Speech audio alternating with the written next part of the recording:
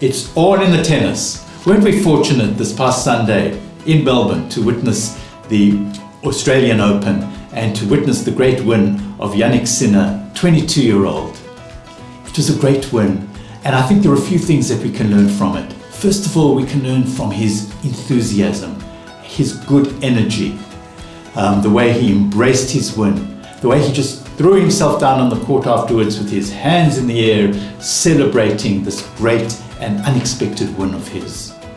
Energy, enthusiasm, doesn't matter how old you are, you can still maintain that freshness which Sinner reminded us of. The second thing I really enjoyed about him was his humility. He was not up himself. He was able to acknowledge his opponent, the great Medvedev, and acknowledge how Medvedev was such a great opponent, and also to acknowledge his own youthfulness. And he said that in a wonderful comment right at the end when he says there, I'm really proud of what I've achieved. It's been a very tough match, but I want to thank my team and everybody as well who's watching in the box, who's in the box and watching from home.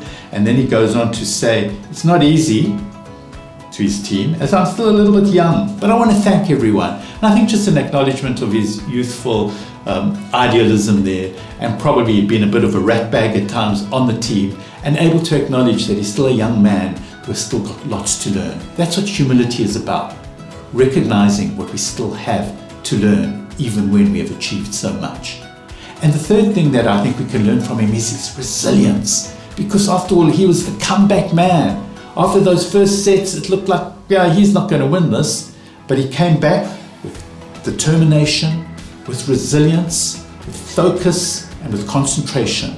A message to all of us that with those kind of characteristics, holding on there, believing in ourselves and our ability, we can often come back from unwinnable situations and turn the bad into good, turn a loss into a win.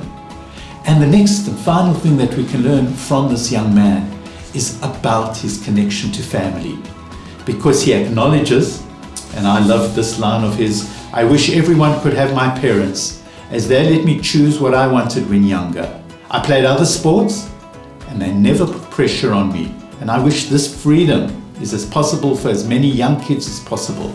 So thank you to my parents. It struck me particularly as just the day before in the Torah we had been reading in our synagogues, the fifth of the 10 commandments, honor your parents. Give acknowledgement and recognition for the opportunities that your parents may have given you.